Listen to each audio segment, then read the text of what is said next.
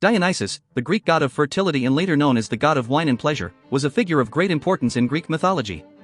This shift in his significance from fertility to wine and pleasure reflects the evolution of his worship and the changing values of the people who venerated him. In his role as the god of fertility, Dionysus was associated with the natural world and the cycles of life and death. He was often depicted as a youthful and handsome figure, representing the vitality and abundance of the earth.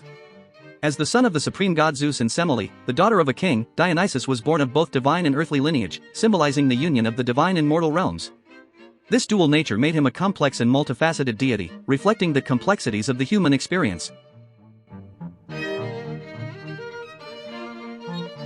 One of the most famous myths associated with Dionysus is the story of his birth. According to the myth, Semele was tricked by the jealous goddess Hera into asking Zeus to reveal himself in his divine form. Unable to withstand the full glory of Zeus, Semele was consumed by his lightning bolts.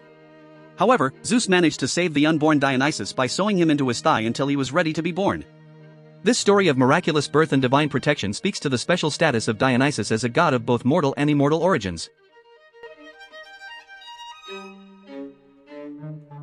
As the god of wine and pleasure, Dionysus represented the joy and abandon of revelry and celebration.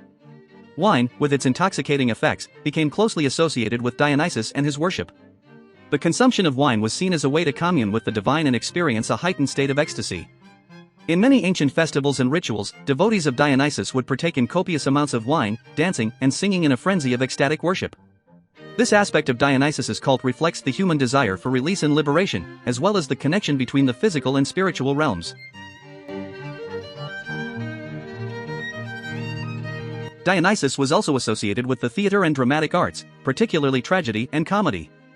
The Dionysia, a festival held in his honor, featured theatrical performances and competitions, where playwrights and actors would pay homage to the god through their art. The themes of Dionysian theater often centered around the struggles of human existence, the conflict between order and chaos, and the mysteries of the unconscious mind. Through these performances, Dionysus was revered as a patron of artistic expression and creative inspiration. In addition to his associations with fertility, wine, and the arts, Dionysus was also a god of transformation and rebirth.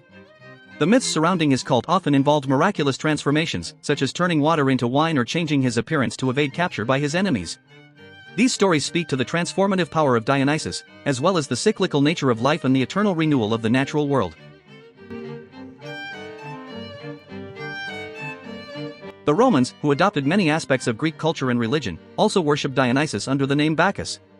In Roman mythology, Bacchus was associated with the cultivation of grapes and the production of wine, reflecting the agricultural aspects of his worship. The Roman god was often depicted as a jovial figure, embodying the pleasurable and indulgent aspects of wine and revelry. Overall, Dionysus/Bacchus was a complex and enigmatic figure, embodying both the wild and untamed forces of nature and the refined and civilized aspects of human society. As the god of fertility, wine, and pleasure, he represented the dualities of life and the interconnectedness of the divine and mortal realms. The worship of Dionysus/Bacchus reflected a deep reverence for the natural world, the pursuit of pleasure and celebration, and the transformative power of the human spirit. Although his significance may have shifted over time, Dionysus/Bacchus remains a compelling and enduring figure in the pantheon of Greek and Roman mythology.